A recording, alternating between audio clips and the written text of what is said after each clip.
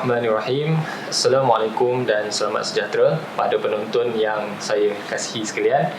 Bersyukur kita kepada Allah Subhanahu Wa Taala kerana dengan izin dan limpah kurnianya dapat kita bersama-sama pada hari ini dalam program Bicara Profesional Pendidikan Negeri Pulau Pinang.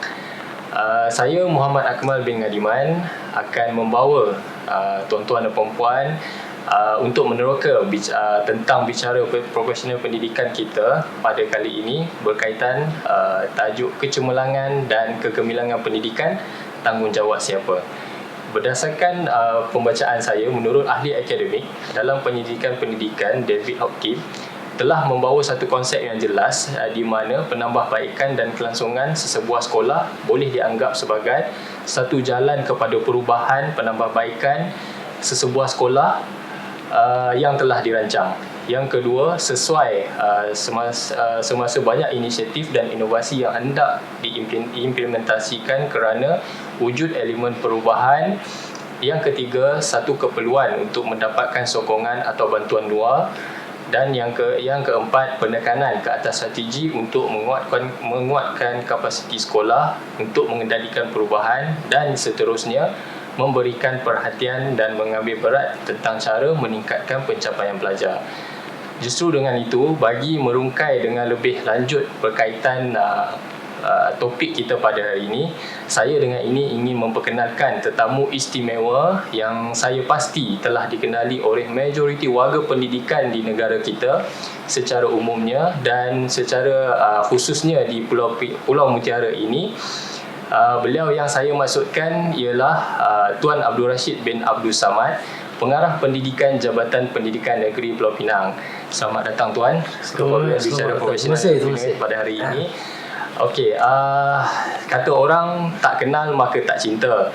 Jadi izinkan saya untuk berbicara sedikit tentang latar belakang tetamu istimewa kita pada hari ini. Beliau merupakan anak jati negeri Pulau Pinang yang telah berkhidmat di dalam bidang pendidikan selama 32 tahun. Beliau telah dilantik sebagai pegawai Perkhidmatan Pendidikan di beberapa buah negeri semenanjung Malaysia, telah berkhidmat di beberapa buah negeri di semenanjung Malaysia. Setelah itu, beliau telah dinaikkan pangkat sebagai guru penolong kanan petang dan pernah menjawat jawatan guru penolong kanan hal ehwal murid, dan juga pernah menjawat jawatan sebagai guru penolong kanan pentadbiran. Setelah itu, beliau juga telah dinaikkan pangkat sebagai pengetua dan seterusnya diangkat sebagai seorang pengetua cemerlang. Oleh kerana kecemerlangannya menerajui sebuah sekolah berprestasi tinggi, beliau telah diberikan kepercayaan untuk menerajui pendidikan di daerah Timur Laut dan dinaikkan pangkat sebagai pegawai pendidikan daerah Timur Laut. Setelah itu, beliau juga telah dinaikkan pangkat kepada Ketua Sektor Penilaian dan Peperiksaan Jabatan Pendidikan Negeri Pulau Pinang. Dan tanggal pada 1 Jun 2018, beliau telah dilantik sebagai Timbalan Pengarah Pendidikan Jabatan Pendidikan Negeri Pulau Pinang. Dan tanggal 23 Disember tahun 2019, beliau telah diberikan mandat dan kepercayaan yang tinggi untuk menerajui pendidikan Pulau Pinang dan telah dilantik sebagai Pengarah Pendidikan Jabatan Pendidikan Negeri Pulau Pinang sehingga kini. Saya percaya ramai di kalangan warga penonton, malahan saya sendiri berasa bangga dengan dan juga teruja serta kagum dengan pengalaman luas Tuan dalam dunia pendidikan. Jadi kita harapkan Tuan dapat berkongsi kepada rakan-rakan penonton kita berkaitan pendidikan. Pengalaman ni mahal ya Tuan Pengalaman ni agak mahal bagi kita. Sangat mahal. Dan jadi kita terus kepada agenda kita ya Tuan boleh cakap Okey, pada masa kini kita fahami dunia pendidikan pada masa kini kian mencabar dan semakin mencabar. Boleh Tuan berkongsi dengan penonton yang menonton pada hari ini berkaitan cabaran yang ada pada dunia pendidikan kita pada hari ini. Silakan Tuan. Bismillahirrahmanirrahim. Assalamualaikum warahmatullahi wabarakatuh. Dan salam sejahtera. Terima kasih kepada Saudara Akmal, salah seorang pegawai yang sangat kompeten lah di GPM Perak ni. Betul. Okay. Pertamanya saya mohon izin pada saudara Akmal untuk saya rakamkan setinggi-tinggi penghargaan kepada semua pengetua, semua rakan-rakan, semua pegawai-pegawai yang pernah saya berurusan selama tempoh saya menjadi seorang guru, daripada guru kelas sampailah ke hari ini. Ya. Untuk makluman, tanpa bimbingan, tanpa tunjuk ajar daripada rakan-rakan yang saya sebut tadi, it is something yang mustahil lah. Ya, Mustahil. Saya bersyukur sangat mendapat pengetua yang hebat, kawan-kawan yang hebat, pegawai-pegawai yang hebat yang membimbing saya. Dan sebab bantuan kawan-kawan ni lah saya berada kat tempat yang saya ada sekarang ni. Ya. Terima kasih banyak kawan-kawan sekalian. Baik, balik kepada persoalan tentang cabaran. Tuan-tuan dan puan para hadirin sekalian, bercakap tentang cabaran, kita perlu faham dulu apa maksudnya cabaran. Bila bercakap tentang cabaran adalah satu bentuk dugaan ataupun orang kata apa, satu bentuk KPI yang diberikan kepada seseorang untuk dia capai. Satu bentuk atau satu tahap yang perlu dicapai oleh seseorang, dan dalam melalui ataupun dalam ke arah untuk mencapai KPI tadi ni, dia akan melalui bermacam-macam cabaran, rintangan. Nah, so cabaran dalam dunia pendidikan itself dalam masa kini lah, khususnya di Pulau Pinang kita bermula dengan falsafah pendidikan kebangsaan. Secara ringkasnya, falsafah pendidikan kebangsaan menyatakan perkembangan pendidikan yang holistik, dan kita maklum bahawa 3 domain utama dalam pendidikan, yakni kognitif, efektif dan juga psikomotor, wajib dicapai oleh guru-guru khususnya di sekolah. Baik, kita sedia maklum dalam falsafah pendidikan kebangsaan ni 4 bidang atau fokus utama kita adalah growth development, pembangunan, perkembangan pelajar, khususnya dalam dunia ilmu, rohani, jasmani dan emosi. So itu adalah antara cabaran paling besar yang perlu dipikul, yang perlu dijawab oleh semua seramai 450,000 orang guru yang berada di seluruh negara. Cabaran nombor 1, bagaimana kita menggebeling tenaga, bagaimana kita membentuk anak-anak kita agar memenuhi kehendak falsafah pendidikan kebangsaan. Dan buat masa ni kita sedia maklum, kita ada hala tuju yang jelas, di mana kita ada PPPM 2013-2025. Kita sedia maklum dalam cabaran, itu yang kata cabaran. Cabaran gelombang 1 hari itu adalah untuk menyediakan guru-guru. Cabaran yang kedua 2015 hingga 2020 ni adalah tentang mempertingkatkan sistem yang ada. Setelah kita kemaskan guru, kita pergi kepada sistem. Dan insya-Allah 2021 nanti kita akan lihat kepada kecemerlangan tadbir urus yang baik. So semua ni adalah cabaran-cabaran yang telah, sedang dan akan kita lalui. Kita perlu ingat bahawa sekolah yang menjadi ataupun sekolah yang berkesan ni bergantung kepada beberapa elemen-elemen penting. Cabaran pastinya ada, dan antara cabaran yang paling utama adalah cabaran kepimpinan di peringkat sekolah.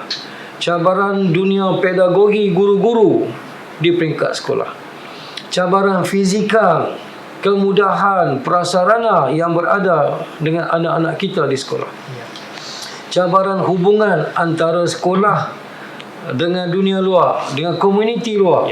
Bagaimana kita menjalin hubungan supaya terus berkembang demi kepentingan kemenjadian murid-murid di sekolah. Tuan-tuan dan puan saya hormati sekalian, kita sedia maklum bahawa fokus Kementerian Pendidikan sekarang ini kepada 2 perkara utama. Yang pertamanya adalah sekolah yang kualiti, dan yang keduanya adalah kemenjadian murid. Bercakap tentang sekolah kualiti, ada cabaran dia. Bagaimana kita nak menghasilkan sekolah yang berkualiti? For sure, kerja asas dia yang di sekolah, fokus kepada sekolah ni bermula dengan kepimpinan. Pengetua, guru besar, SLT, senior leaders, penolong-penolong kanan, dan lepas tu Untuk mendapat sekolah yang kualiti, kita perlu guru yang kualiti. Ya. Kita perlu kepada fizikal yang berkualiti. Bukan semudah kita menyatakan nak sekolah kualiti, tetapi kita kena pastikan semua elemen-elemen penting menjurus kepada sekolah kualiti, termasuk fizikal yang kualiti. Dan kemenjadian murid ni for sure lah, itu cabaran paling besar. Bagaimana kita nak mencapai anak-anak kita yang berhasil, anak-anak kita yang menjadi anak-anak kita yang dapat membina masa depan yang lebih baik dengan pendidikan yang kita beri. So jadi Saudara Akmal, kalau bertanya tentang cabaran, memang ada cabaran yang dah kita lalu dalam era dulu, cabaran yang sedang kita lalu, dan cabaran-cabaran yang saya pasti lebih hebat, khususnya dari segi dunia teknologi, dunia IR 4.0. Semua ni adalah cabaran-cabaran yang pasti kita akan lalu dalam pendidikan. Tak kira lah, because dunia, orang kata dunia ilmu pengetahuan ni dia tidak ada limit. Setiap hari, setiap saat sentiasa ada pembaharuan. Dan bila ada pembaharuan, sentiasa ada cabaran. Okey, baik. Terima kasih Tuan Pengarah di atas pandangan itu tadi. Jadi dapat saya gambarkan di sini berdasarkan apa yang Tuan ceritakan tadi berkaitan antara cabaran yang harus ditempuhi oleh dunia pendidikan pada hari ini, lebih kepada bersikap holistik, bersikap menyeluruh, dan juga aspek kepimpinan, dari aspek pedagogi guru, dan juga bagaimana kita nak selaraskan dengan dunia yang terlalu canggih pada hari ini. Bagaimana dunia pendidikan hendak orang kata selari dengan apa teknologi yang telah kita ada pada hari ini. Jadi terima kasih Tuan di atas penerangan itu tadi. Jadi seterusnya, apabila kita berbicara berkaitan kecemerlangan dan kegemilangan pendidikan, boleh Tuan berkongsi sedikit tak berkaitan antara faktor-faktor kejayaan dan kecemerlangan dalam pendidikan dalam konteks sesebuah sekolah? Okey, bagaimanakah faktor kita nak capai kejayaan tu dalam konteks sesebuah sekolah, Tuan? Silakan. Dalam konteks sekolah. Kalau kita zoom ke peringkat sekolah. Okey. Untuk kejayaan sesebuah sekolah, as I said just now, sekolah yang kualiti. Betul. Sekolah yang berjaya adalah sekolah-sekolah yang dapat menghasilkan anak-anak yang berjaya. Tuan. Sebab itu matlamat akhir. Sekolah yang berjaya memiliki pengetua yang berkualiti, guru yang berkualiti, yang menjurus kepada anak-anak yang berjaya. So bercakap tentang faktor atau elemen-elemen yang menjurus kepada sekolah yang berjaya, bagi saya dia ada macam-macam mazhab ni. Bagi saya the number one critical factor lah adalah kepimpinan di sekolah. Dan kepimpinan di sekolah. Banyak kajian-kajian ilmiah lah, seperti Peter Mortimer, contohnya mengatakan antara faktor nombor satu adalah kepimpinan yang ada di sekolah. Bagaimana seorang pengetua atau guru besar memimpin sekolah tersebut ke arah sekolah yang berkualiti. Dan kita perlu ingat, tuan-tuan dan puan-puan, bahawa kita bukan fokus kepada input, proses dan output. Fokus kita lebih dari itu. Kita lebih dari itu, maksudnya input, proses, output, kita lebih menjurus kepada outcome dia. Outcome. Sejauh mana anak-anak kita boleh berjaya di luar sana. Di luar sana, bukannya setakat berjaya di sekolah, tapi kita nak melihat dia menjadi manusia, insan yang berjaya di luar sana, menjadi anak-anak yang bertanggungjawab. Bila bercakap tentang perpaduan, dia manage to bersatu. So semua ni asasnya adalah di sekolah. Semua ni. Baik, balik kepada sebuah sekolah yang berjaya ni, nombor satunya adalah kepimpinan. Baik, kalau pergi kepada faktor yang kedua yang saya rasa kita tak dapat nafikan, adalah guru itu sendiri. Guru, kalau kita lihat seluruh negara ni, kita perlukan guru-guru yang very competent. very competent and very knowledgeable. Ya. Yang bukan hanya setakat ada ilmu, tetapi mereka ni kompeten dalam melaksanakan ilmu yang dia ada. Ya. Sekiranya seni tu, Ya. seni penyampaian, ada ilmu, tapi seni penyampaian gagal sampai kepada pelajar, maka bagi saya guru tu gagal lah. Ya. The art of delivery. Ya. Saban hari kita dengar lah pelajar tak berminat. You know why? Because seni, the art of pedagogi yang sampai kepada pelajar tidak dapat menarik minat pelajar untuk belajar. Ya. You know, so sekiranya seni tu tak menjadi, maka sampai bila-bila pun anak-anak kita ni kita tak dapat letak di landasan yang betul. Ya. So faktor yang kedua saya kata guru lah. Ya. Dari segi pedagoginya, they are very competent. Ya. We have no choice, because guru-guru yang kita hasilkan di negara kita, saya percaya adalah guru-guru yang berkualiti, Ya. guru-guru yang mempunyai semangat iltizam yang kuat untuk apabila masuk ke dunia keguruan. Ya. Azamnya satu, untuk memastikan anak-anak kita yang berada di kelas kita, Ya. keluarnya adalah, outcome-nya adalah anak-anak yang berjaya. Ya. Jadi dari segi pedagoginya, seorang guru tu mestilah kompeten. Ya. Yang ketiga, untuk melihat institusi itu berjaya atau tidak adalah sejauh mana sekolah melaksana hubungan yang baik dengan komuniti yang ada. Ya. Komuniti, bagi saya lah. Ya. Bagi saya yang ada pengalaman pengetua ni, saya melihat peranan komuniti sangat besar. Ya. Peranan ibu bapa, peranan syarikat-syarikat di luar, how seorang ketua sekolah tu engage diri dia dengan syarikat-syarikat di luar. Saya percayalah dari segi kemudahan tu pun penting. Ya. Yang kelima, yang ni antara faktor yang sangat penting tuan-tuan, Ya. ialah faktor di mana peranan PPD atau JPN. Dalam konteks sekarang kita lihat sejauh mana PPD memainkan peranan membimbing atau dari segi konsultasinya, Ya. rundingannya Ya. dengan sekolah-sekolah. Ya. Kita nak lihat keberkesanan SISC Plus khususnya lah, apabila turun ke sekolah dari segi dunia pedagogi. Ya. The art of teaching, Ya. adalah satu art yang berkesan. Ya. So untuk melihat sebuah sekolah institusi berjaya, Okey. faktor-faktor yang saya sebut tadi lah, Ya. faktor dalaman dan faktor luaran, Ya. kedua-duanya saling melengkapi. Ya. Barulah kita dapat menghasilkan outcome dia, Ya. sebuah sekolah yang berjaya. Ya. Itu pada pandangan saya. Okey, terima kasih Tuan.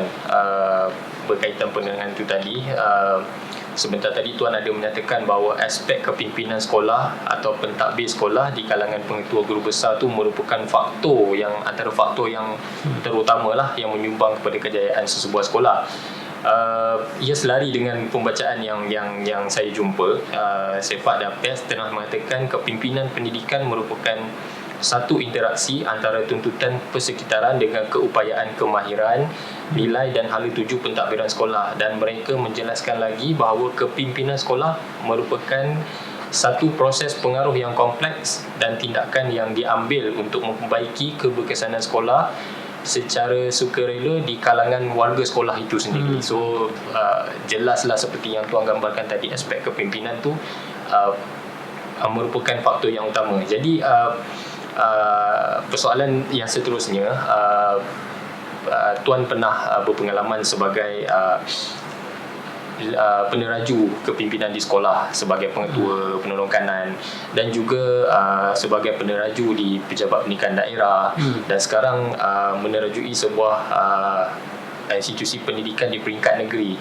Jadi boleh tak Tuan kupaskan dengan lebih jelas lagi apakah peranan ataupun orang kata peranan dan tanggungjawab yang perlu dimainkan oleh pemimpin sekolah itu sendiri untuk memandu sekolahnya ataupun memandu institusi sekolahnya ke arah kecemerlangan ataupun kegemilangan. Silakan Tuan. Fungsi pemimpin. Ya. Kerja buat pemimpin. Ya Tuan. Berdasarkan pengalaman Tuan sebelum ni lah. Base atas pengalaman, base atas bacaan Ya. dan sebagainya. Baik, bagi seorang yang bergelar pengetua atau guru besar, Ya Tuan. dalam konteks sekolah, dalam Ya. konteks sekolah. Baik, bagi seorang pengetua atau guru besar, memang menjadi harapan semua pengarah negeri, peringkat kementerian dan pegawai di peringkat kementerian juga, untuk melihat ke semua 10,000 lah, lebih 10,000 sekolah mengalami perubahan ke arah yang lebih baik. We must remember yang the heart of transformation is the transformation of the heart. Yes. Sekiranya kita tidak dapat jentik, tidak dapat ubah hati, perasaan guru-guru, bagi seorang pengetua tadi pengetua guru besar, tidak dapat ubah perasaan, keinginan komuniti, semua yang ada kepentingan dengan sekolah, maka sekolah tu takkan menjadi. So bagi seorang yang bergelar pengetua guru besar ni, yang pertamanya pengetua guru besar ni perlu, selalu saya pesan pada pengetua guru besar yang baru masuk ke sekolah, jangan beria sangat bila masuk sekolah nak ubah tu, nak ubah ni. No, you are very wrong. Tak boleh. You need to engage first. Perlu kenal dulu sekolah. Engage first dengan rakan-rakan yang baru kita kenal. Bina hubungan dulu. Hubungan dari segi komunikasi, whatever. Bina segi hubungan supaya kita ada pasukan kita. So untuk langkah ke hadapan, way forward, seseorang pengetua guru besar perlu ada pasukan dia. Kalau dia masuk ke sekolah terus kata okey kita nak ubah ni, nak ubah tu, cat yang cantik-cantik, ubah buat lukisan lain, yang tu biasanya lah akan timbul kucak-kacir kat bawah kat sekolah ni, akan berlaku konflik.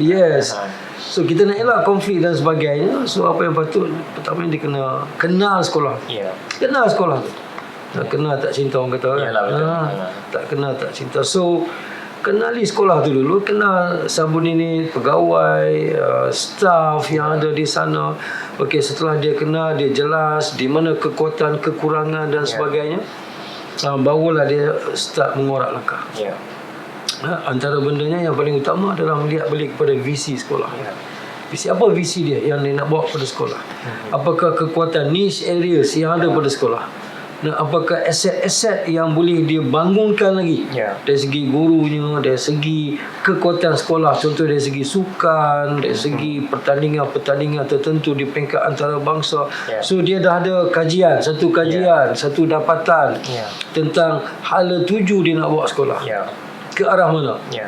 Dan usually lah, biasanya kita tegaskan sebuah sekolah ni wajib ada plan strategik masing-masing. Plan strategik masing-masing. So bergerak daripada dapatan-dapatan, daripada perbincangan-perbincangan, pengetua dan guru besar ni telah setkan visi misi masing-masing.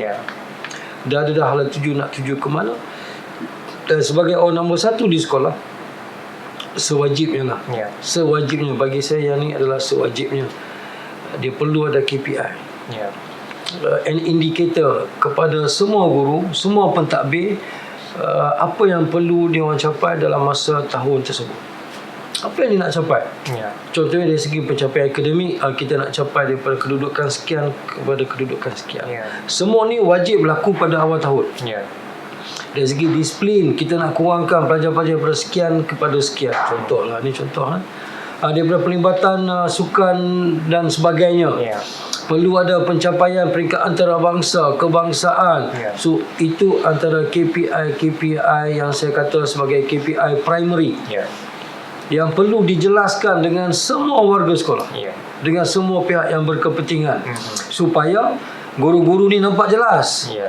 Oh, pengetua kita ni dah letakkan KPI sekian yang kita perlu capai sepanjang tahun ini.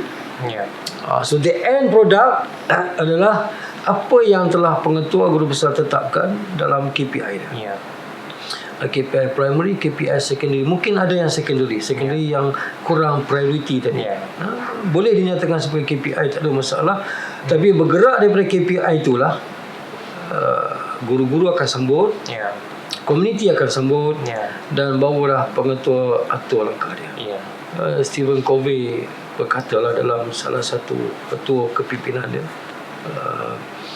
Stephen Covey kata, begin with the end in the mind. Ya. Mulakan langkah kita dengan apa yang kita nak capai towards the end of the year. Ya, Contohlah.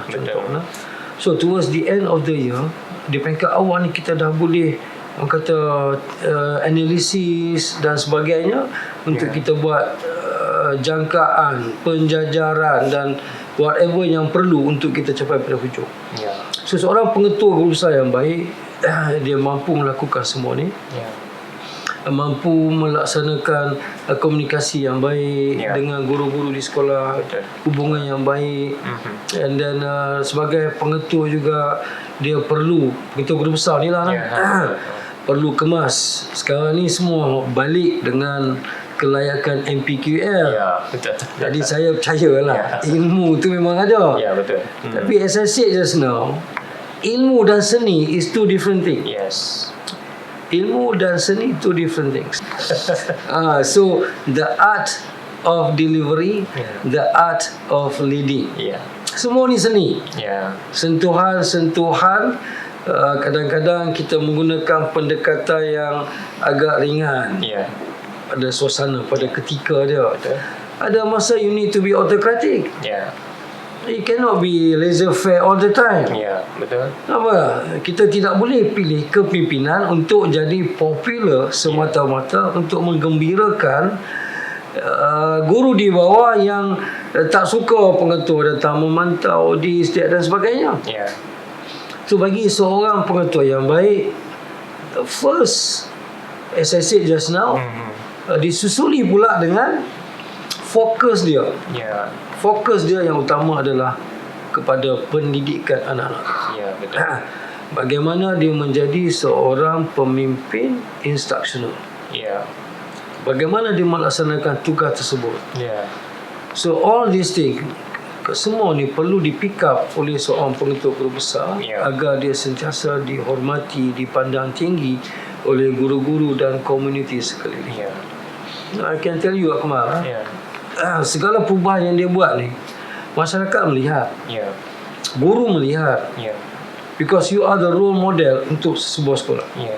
Betul. So guru, murid dan masyarakat akan menjadi penilai, macam kita duk buat PSC lah. Ya.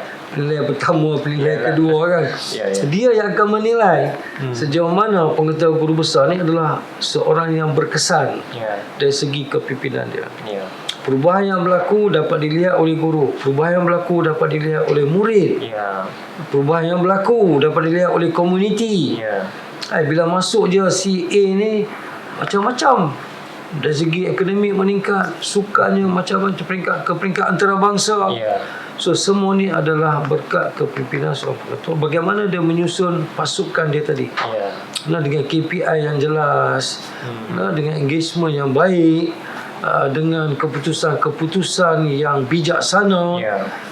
So bagi saya, semua elemen yang saya sebut ni wajib ada dengan seorang pengetua dan guru besar. Kepada rakan-rakan pengetua guru besar, saya mohon kalau boleh, don't be all the time be autocratic. Ya. Betul. Don't all the time masam muka. Ya. Betul. Don't all the time. Saya tak mau kata kita jadi pengetua yang popular guru besar, itu lagi syok. Ya. Jangan. Ya. Yang tu pun tak kena. So there must be blended. Ya. Blended approach. Ya. Guru-guru bila dia tahu, dia akan kata pengetua guru besar kita ni is very tegas, Ya. tapi tegas dia secara berhimah. Ya. Betul. Berhimah. So insya-Allah dengan PGB yang tegas tapi berhimah, Ya. Ya. saya yakin semua sekolah dengan ilmu yang dia terima semasa NPQL, dengan perkara yang saya sebut di awal tadi, I do believe sekolah-sekolah kita insya-Allah akan berada di landasan yang betul. Okey, terima kasih Tuan. Jelas sekali maksud yang diterangkan. Kepentingan ataupun keutamaan seorang pemimpin tu untuk bijak menerajui sebuah sekolahnya untuk mewujudkan sebuah sekolah yang harmoni di kalangan guru, di kalangan anggota kumpulan pelaksana dan juga komuniti ataupun ibu bapa, supaya hasilnya kepada kemenjadian pelajar kita juga. Jadi saya harap mungkin rakan-rakan pengetua guru besar kita di Pulau Pinang semuanya hebat-hebat belaka tuan. Cuma mungkin saya ucap terima kasih banyaklah kat semua PGB. Cuma suntikan semangat daripada tuan pengarah kita pada hari ini, mungkin kita boleh mempentingkatkan lagi kejayaan kita dari aspek kepimpinan di sekolah. Jadi tuan, seterusnya kita pergi kepada faktor yang kedua tadi. Dari segi pelaksanaan, tadi kita daripada skop kepimpinan dan kita pergi kepada pelaksanaan pengajaran dan pembelajaran di sekolah. Banyak kajian yang telah dilakukan oleh ahli akademik di dalam ataupun di luar negara membuktikan bahawa hubungan yang signifikan wujud antara gabungan kepimpinan sekolah yang berkesan dengan komitmen guru-guru di sekolah. Jadi dia merupakan salah satu petua ataupun kunci kepada kejayaan suatu sekolah tu. Jadi sebagai orang kata sifu lah yang berpengalaman dalam dunia pendidikan, yang bermula daripada seorang guru dan juga sekarang telah menerajui pendidikan di peringkat negeri. Jadi boleh tak tuan berkongsi sikit bagaimanakah guru-guru kita di sekolah ini, guru akademik kita di sekolah ni memainkan peranan dalam mendukung kecemerlangan dan kegemilangan sesebuah sekolah itu, dan juga kepada kemenjadian pelajar-pelajar kita. Silakan tuan. Okey, orang yang kedua penting di sekolah, guru. Ya. Nombor satu saya set kepimpinan. Ya. Yang kedua adalah yang menyambut atau pelaksana tadi lah. Guru. Baik, kita perlu faham definisi kurikulum itu sendiri. Ya. Dalam konteks yang luas lah, konteks yang luas. Seorang guru yang berjaya adalah seorang guru yang berjaya melakukan perubahan tingkah laku kepada murid-murid dia. Kita jangan sempitkan maksud tingkah laku tadi lah. Tingkah laku maknanya perubahan dari segi nilai, perubahan dari segi kognitif dia. Nah, kita perlu maklum bahawa bila bercakap tentang perubahan tingkah laku, kita dapat lihat dalam 3 domain besar ni ada perubahan. Pertamanya dalam domain kognitif, yang kedua dalam domain efektif, yang emosi dan sebagainya, dan yang ketiga adalah domain psikomotor. Sebagai guru, kita wajib memastikan anak-anak kita ni kat sekolah mengalami perubahan tingkah laku, khususnya di 3 domain utama ni. Seorang guru yang berkesan, seorang guru yang baik adalah seorang guru yang sentiasa memerhatikan perubahan tingkah laku pada murid-muridnya. Today you are better than yesterday, and definitely tomorrow you are better than today. Yang tu patut jadi pegangan. Balik kepada cerita guru tadi. So seorang guru yang baik definitely dalam dunia semasa ni, kita lihat perubahan dari segi trend. Guru yang baik, guru yang cemerlang ni, dia dapat cope dengan segala perubahan ini. Nah, perubahan di peringkat awal dulu kita ada pengenalan kepada kebat. Guru kena pick up. Guru dia tak ada alasan untuk kata tak adalah kebat-kebat ni, macam-macam alasan yang diberikan dari segi bentuk soalannya apa semua. So kita terpaksa pick up. Dari segi kaedah pengajaran, kalau dulunya chalk and talk, sekarang ni guru dah kena pick up. Pick up dari segi method dia, metodologi dia, dari segi kaedah penyampaian yang lebih menarik. So sewaktu PDPC ada unsur-unsur kecintaan yang kita libatkan dalam PDPC kita supaya pelajar-pelajar tertarik, khususnya pelajar-pelajar yang kurang. So dari segi kaedah teknologi apa yang guru guna dalam kelas. Kalau biasanya dulu chalk and talk, sekarang ni kita perhatikan memang tak nafi lah guru-guru kita kat Pulau Pinang ni memang hebat. Memang hebat. I can guarantee you, dalam lawatan ke sekolah-sekolahan, kita melihat dalam kelas-kelas kita dah ada even most of the schools lah. Kalau tak semua kelas, few classes. Tak few classes, adalah kelas yang ada smart board. Smart board.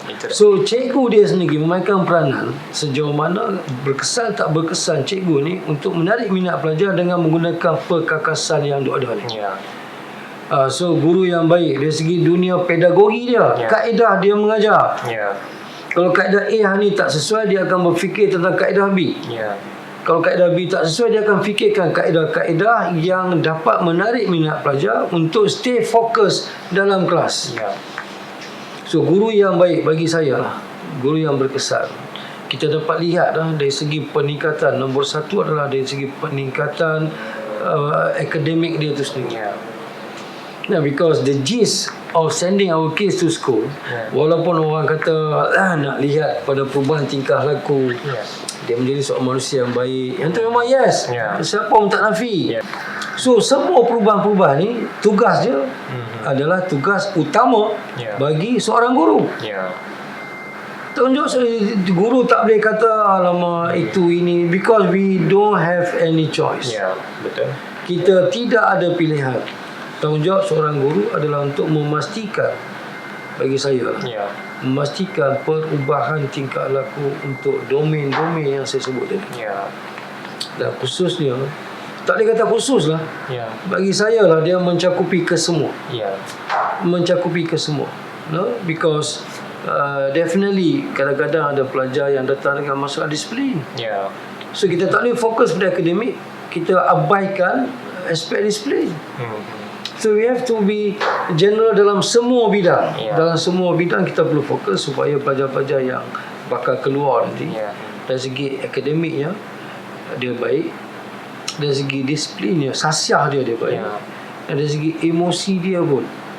So these are the things yang antara peranan utama lah seorang guru, seorang guru di kelas.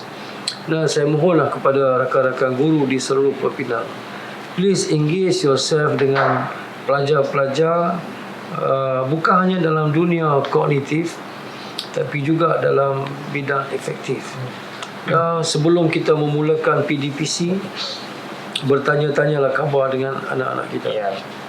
No, that's where you engage heart to heart dengan pelajar-pelajar kita. Asyik sibuk pasal akademik je. Ada anak-anak kita yang sampai sekolah kadang-kadang dia tak buat duit. Betul. Kadang-kadang dia tak makan. Macam mana dia nak teruskan dengan pembelajaran? Rupanya dia memang pelajar dari keluarga yang miskin. So kalau kita dapat pick up perkara macam ni, kita dapat atasi masalah kewangan anak-anak kita tadi dengan bantuan dari pelbagai pihak dan sebagainya, kita boleh proceed dengan PDPC yang berjaya dan berkesan. So saya mengharap sangatlah kepada guru-guru, please kenali anak-anak, khususnya pelajar kita dalam kelas, kenali. You must know them, and then insyaAllah pelajar-pelajar kita akan mula belajar dengan minat, dengan seronok. Sebab apa? Sebab dia ada seorang guru di depan kelas yang sentiasa mengambil berat. Faktor kemanusiaan bagi saya.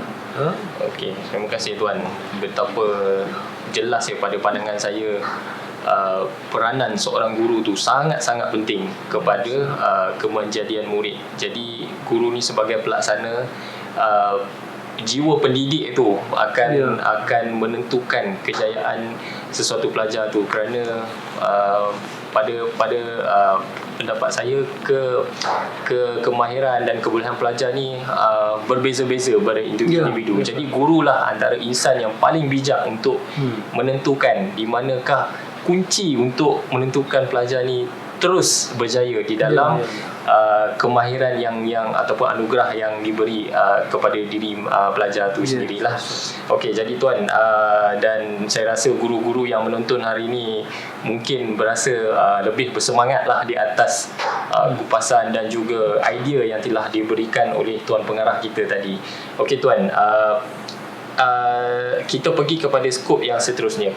Okey, jika kita lihat beberapa ataupun sekolah-sekolah yang hebat secara umumnya secara khususnya di negeri Pulau Pinang ini,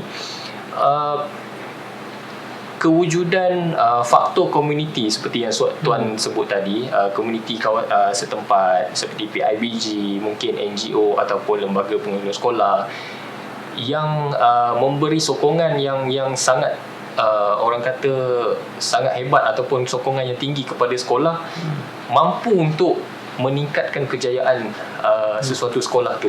Jadi boleh Tuan jelaskan, mungkin berkongsi kepada sedang penonton apakah peranan komuniti setempat ni kepada kejayaan sekolah tu. Silakan Tuan. Terima kasih Ustaz Akmal. I think apa yang Akmal sebut ni adalah satu fakta yang sedia maklum lah. I think semua orang sedia maklum bahawa peranan komuniti untuk sebuah sekolah tu memang sangat penting. Sebelum kita pergi kepada peranan komuniti, faktor nombor satu yang akan memastikan peranan itu dapat ditafsirkan atau dapat dijelmakan secara berkesan, the first very important element adalah hubungan baik antara sekolah dengan komuniti. Sekiranya seorang PGB gagal menjalin hubungan baik dengan komuniti, dari segi layanan, dari segi hubungan yang kurang mesra dan sebagainya, maka saya nampaklah awal-awal lagi confirm kita akan ada hubungan yang kurang baik antara sekolah dengan whatever community yang kita nak engage. Community dalam konteks yang luas, parents, ibu bapa anak-anak kita di sekolah tu, dan kita ada NGOs yang di luar kawasan sekolah, NGOs, and then we have syarikat-syarikat. Contoh kalau di Pulau Pinang, kita ada banyak kilang-kilang yang sanggup tampil memberikan bantuan. Kita dah engage peringkat negeri dengan kilang-kilang untuk beberapa program-program yang dibantu oleh syarikat atau kilang-kilang yang ada di kawasan bayan lepas. So the first important element adalah sejauh mana pengetua guru besar bersedia untuk menerima, bersedia untuk menjalin hubungan yang baik dengan yang kita kata komuniti. Yang kedua, setelah kita jalin hubungan tadi, yang inilah di mana seorang pengetua guru besar yang baik dapat mengenali peluang dan ruang dan peluang untuk dia pick up, untuk dia grab, agar dapat dimanfaatkan sepenuhnya untuk sekolah. Kalau PIBG lah, kalau PIBG, as I said, yang pertama tadi hubungan. Kalau dengan PIBG you dah cantik, kadang-kadang jumpa, minum, ajak ke sekolah dan sebagainya, malam masa mesyuarat pun saya percayalah akan diurus dalam suasana yang harmoni. So there must be a way untuk kita cari titik pertemuan supaya hubungan tu dapat ditingkatkan. So bila hubungan tu dah cantik, saya percaya komuniti ni dia pada bila-bila masa dia akan turun ke sekolah untuk membantu. Itu antara faktor atau sebab utama fungsi dia dengan sekolah. PIBG, LPS, NGOs, semuanya mengharap kepada hubungan yang baik. Jadi saya percayalah kalau hubungan tu cantik, hubungan tu baik, insya-Allah PIBG dan semua komuniti yang berada di luar kawasan sekolah, khususnya ibu bapa pada pelajar-pelajar, they are more than willing, lebih daripada yang sepatutnya untuk membantu sekolah. Tertakluk kepada garis panduan yang ada. Garis panduan yang ada. So kita pun ada garis panduan tertentu, dari segi limitation dan sebagainya. Kalau kita akur kepada arahan yang ada ni, insya-Allah saya percaya hubungan sekolah dengan komuniti boleh kita angkat ke peringkat yang lebih baik. Dan I do believe kesemua 399 buah sekolah di Pulau Pinang memiliki hubungan baik antara sekolah dengan komuniti, dengan ibu bapa, dengan PIBG, dengan syarikat-syarikat gergasi yang ada di kawasan sekolah-sekolah tadi. So saya nak ambil kesempatan ni lah, Encik Kamal, boleh lah? Boleh, silakan Tuan. Saya nak rakamkan terima kasih banyak kepada semua pihak-pihak berkepentingan dengan sesebuah sekolah. kepada ibu bapa, kepada PIBG, kepada LPS, kepada syarikat-syarikat gergasi,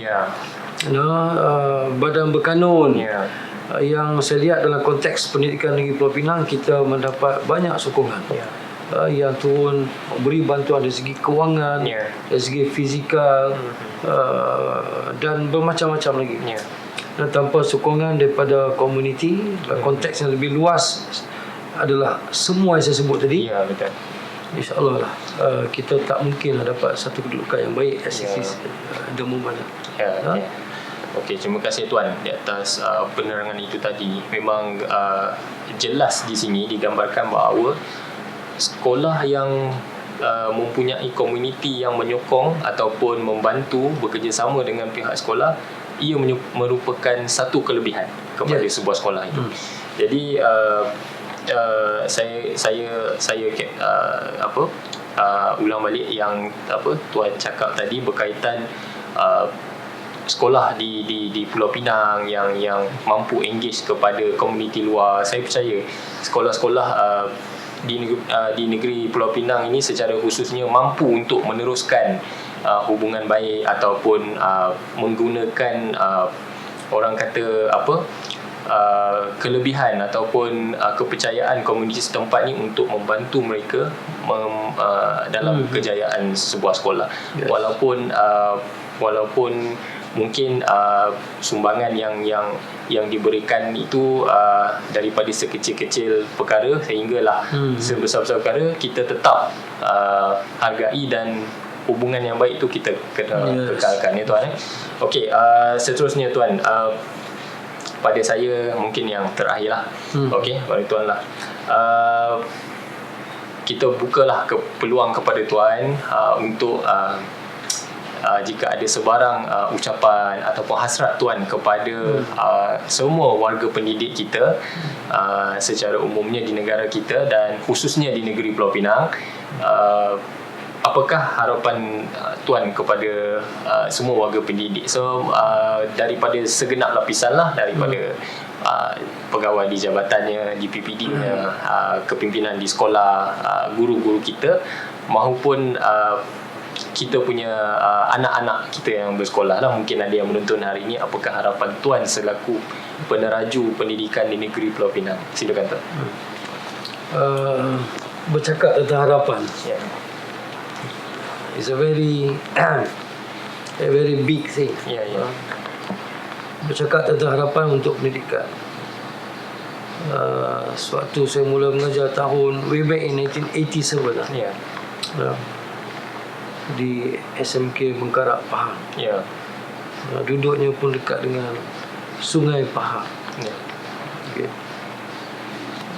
Bila mula mengenali, bila mula bercinta dengan dunia keguruan, saya rasa lah satu profession yang memang sangat mulia lah. Sangat mulia. Sangat mulia. Ya, saya percaya selama 450 orang guru di seluruh negara, di Pulau Pinang, harapan saya kepada guru-guru, pertamanya lah, saya mengharapkan please give your best, berikan yang terbaik dalam masa kita mengurus anak-anak kita di dalam kelas. What matters most, apa yang penting adalah apa yang berlaku di dalam kelas. Di dalam kelas. Slight ripples dalam kelas, ombak yang kecil di dalam kelas bakal menghasilkan tsunami yang besar. Dan tsunami itulah yang kita nak tengok, perubahan kepada anak-anak kita menjadi anak-anak yang berjaya. So harapan saya kepada guru, give your best. Jadilah seorang guru yang menyintai pelajar-pelajar kita.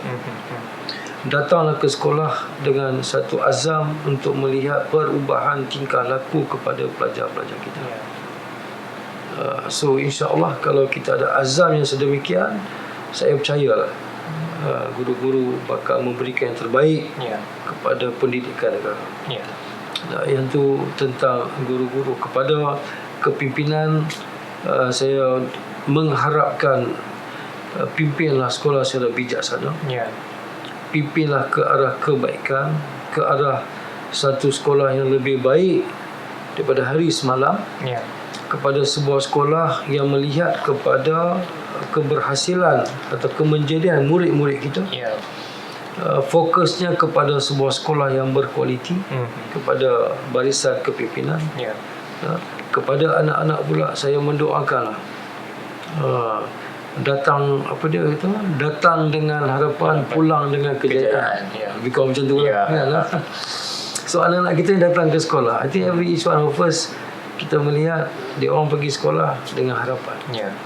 Apa dia harapan? Harapan untuk menjadi manusia yang terbilang, Ya. manusia yang berjaya, Ya.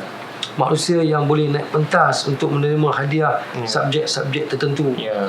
manusia yang mencipta nama dalam dunia sukan, bola sepak, pelajar nama sekian, mencipta nama di peringkat antarabangsa, Ya. dan sebagainya. Ya. So kepada anak-anak yang berada di seluruh sekolah di Pulau Pinang khususnya dan seluruh negara, saya mendoakan yang terbaik buat anak-anak sekalian, buat pelajar-pelajar sekalian. Dunia persekolahan secara asasnya lah, dia orang akan melalui pendidikan pra, and then rendah 6 tahun, Ya. and then menengah 5 tahun. Kadang-kadang saya sedih melihat kepada anak-anak yang tidak mendapat yang terbaik di sekolah. I just sympathize with them. Ya. Di manakah silapnya? Ya. I sympathize. Kadang-kadang bukan hanya masalah kognitif, masalah dari segi disiplin. Ya. Dan saya percaya sistem kita berusaha memberi yang terbaik. Ya. Sistem memberi yang terbaik. Ya.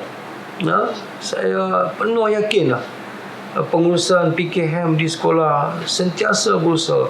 Secara normalnya saya tak percaya seorang pengetua guru besar akan membawa sekolah dia ke arah kegagalan. Ya. Itu asas dia. Ya. Saya tak percaya. Saya lebih percaya kepada seorang pengetua guru besar sentiasa dalam minda dia membawa sekolah ke arah kejayaan. Ya. Seorang guru sentiasa dalam minda dia nak mengajar yang terbaik mungkin. Ya. Seorang guru saya yakin dalam minda dia nak melihat anak-anak dia ramai yang lulus. Ya.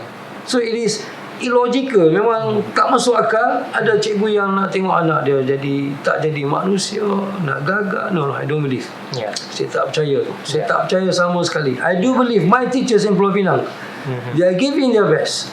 They are doing their best. Ya.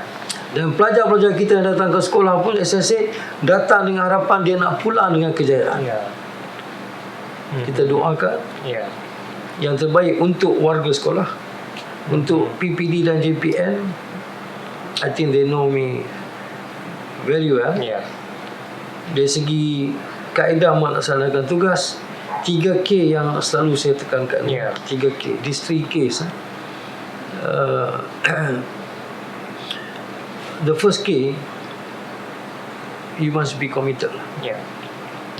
Sama juga guru boleh pakai 3K ni, tak ada Ya. masalah. You must be committed.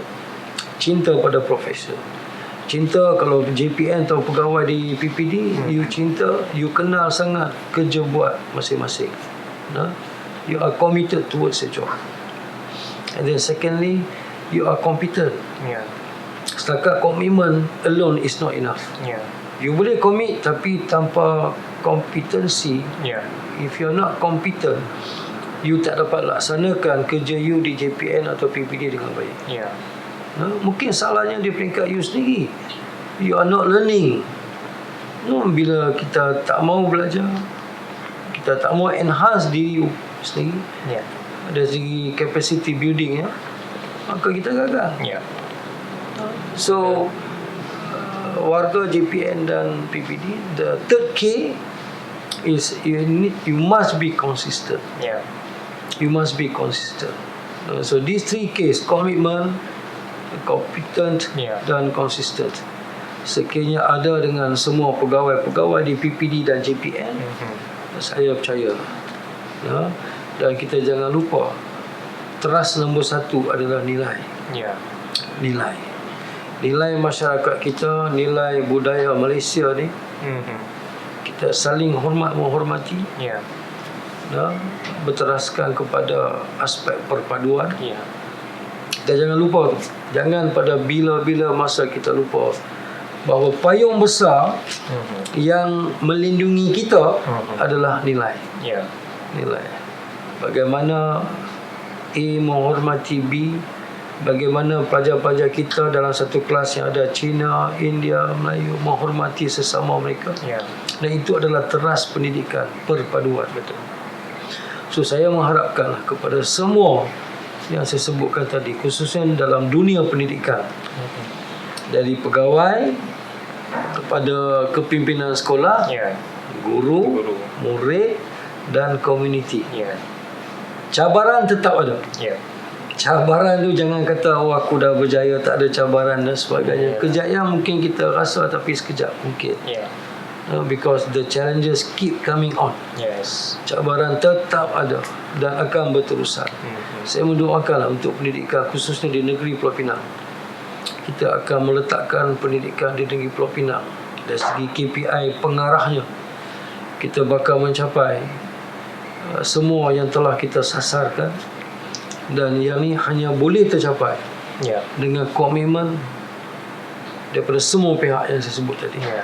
I need a team untuk membina pendidikan di Pulau Pinang. Dan team yang saya maksud adalah yourself. Terima kasih tuan-tuan dan puan-puan. Okey, terima kasih Tuan berkaitan penerangan dan juga apa yang dikatakan pesanan lah kepada orang kata pemimpin pendidikan di Pulau Pinang, Tuan Abdul Rashid bin Abdul Samad, telah perbincangan ataupun perkongsian yang diberikan oleh Tuan Abdul Rashid untuk menggapai kecemerlangan dan kegemilangan di sekolah memerlukan kerjasama daripada semua pihak. Okey, tanpa sokongan yang jitu daripada semua pihak, memang tak mungkin kita dapat sesuatu kejayaan yang seperti yang kita harapkan. Jadi dengan itu kami mengucapkan terima kasih kepada Tuan Abdul Rashid bin Abdul Samad, pengarah pendidikan Jabatan Pendidikan Negeri Pulau Pinang, yang sudi berkongsi ilmu dan idea kepada kami sebagai sidang penonton pada hari ini.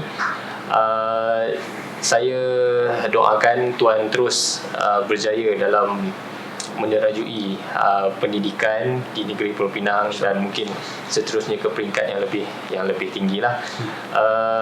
Sebelum kita akhiri bicara profesional kita pada hari ini, izinkan saya untuk bercelotek sikit tentang sedikit pantun.